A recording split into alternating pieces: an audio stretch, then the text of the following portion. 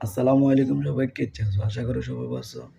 একটু আগে একটা নিউজ দেখলাম যে শিক্ষামন্ত্রী বলতেছে ধর্মীয় শিক্ষক নিয়োগ দিতে পারতেছি না। যে মাদ্রাসার ছাত্ররা কোরআন ঠিক মতন শিখেনি। মানে কথাটা খুবই অবাকের বিষয়। মানে একটা মানুষকে বললে মানুষটা টুক করে দেখবেন যে গাছেতে পড়ে গেছে বা আকাশেতে ফেলে হেলিকপ্টারতে যেভাবে মানুষ ছেড়ে দেয় নিচে পড়ে যায়। এভাবে শিক্ষামন্ত্রীর কথা শুনে নিচে পড়ে যাওয়া হয়। মানে এদেশে মাদ্রাসার ছাত্র যে শিক্ষকের অভাব আছে আমি তো কোথাও দেখিনি। এই যে হাজার, হাজার মাদ্রাসা আছে।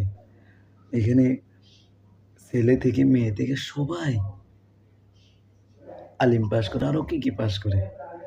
মানে এগুলো পাস করাতে তো আপনারা কোথায় এখনো নিয়োগ দিতে পারতেছেন না। মানে আপনি কোথায় খুঁজতেছেন? দূরবীন দিয়ে খুঁজতেছেন?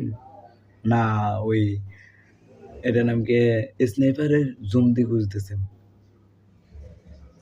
না সৌদি আরবে ক্যামেরা আনি দেখতেছেন যে মাদ্রাসার কোন ছাত্র কোন জায়গায় আছে, ধর্মীয় শিক্ষক নিয়োগ দিতে আমরা খুঁজতেছি।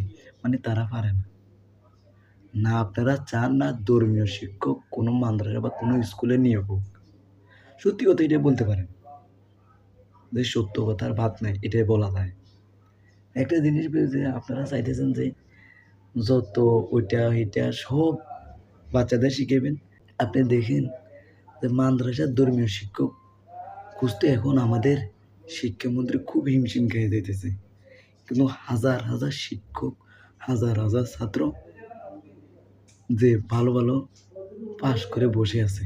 কিন্তু তারা চোখে দেখতেছে না। জুম দিয়ে দেখতে হবে। এটা সৌদি আরবের জুমা নিয়ে যেরকম ঈদুল ফিতর বা ঈদুল আজহার চাঁদ খুঁজে না? ওইরকম শিক্ষামন্ত্রীকে দূরবীন এনে দিলে উনি খুঁজবে ধর্মীয় শিক্ষক কোথায়, কোথায় আছে।